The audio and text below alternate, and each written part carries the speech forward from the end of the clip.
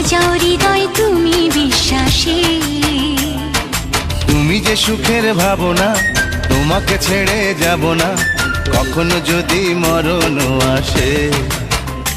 ও কখনো যদি মরণ আসে।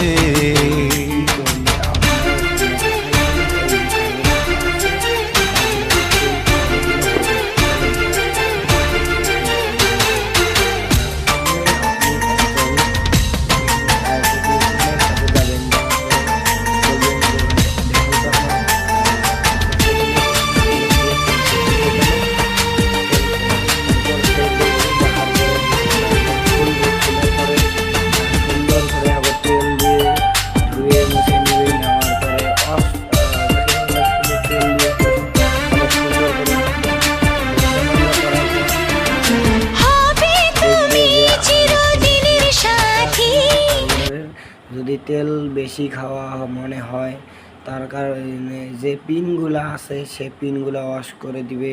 সুন্দর করে ওয়াশ করার পর আবার খোলার পরে যে দেখবে, খোলার পর দেখবে যে ময়লা আছে কিনা। ময়লা থাকলে ময়লাগুলো ওয়াশ করে দেওয়া লাগবে। আবার যে পিনগুলো আছে সে পিনগুলো থেকে সবগুলো ময়লা বের করে দিয়ে একদম হাওয়া দিয়ে একদম সুন্দর করে একদম ওয়াশ করে দিতে হবে।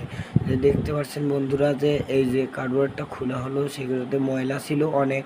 এই যে প্লেটটাতেও দেখতে পাচ্ছেন অনেক ময়লা আছে। তাই সেক্ষেত্রে আমরা এই যে তেল দিয়ে ওয়াশ করে নিচ্ছি। ওয়াশ করে নেওয়ার পর কার্ডবোর্ডের যে ফ্লুট পিনটা আছে সেটাও ভালো করে ওয়াশ করে নিচ্ছি।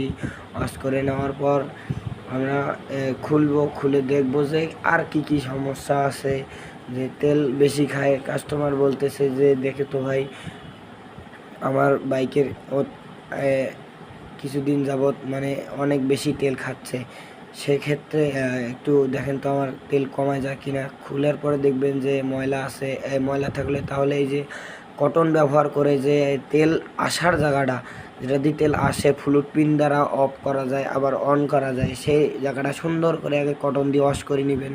ওয়াশ করে নেওয়ার পর দেখবেন যে ভালো হইলো কি হলো না। তারপরে যে দুইটা পিন আছে, পিনটা ওয়াশ করার পর দেখবেন ওয়াশ করার পর হয়েছে কিনা। তারপরে এই যে গ্যাস লাইনগুলো আছে, গ্যাস লাইনগুলো ক্লিয়ার করে দিবেন।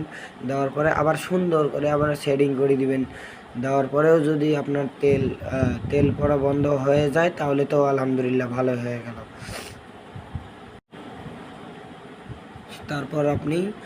তারপর লাগাই দিবে। লাগাই দেওয়ার পর যদি কাজটা হয়ে যায় তাহলে তো আপনার তেল সাশ্রয়টা হয়ে গেল অনেক।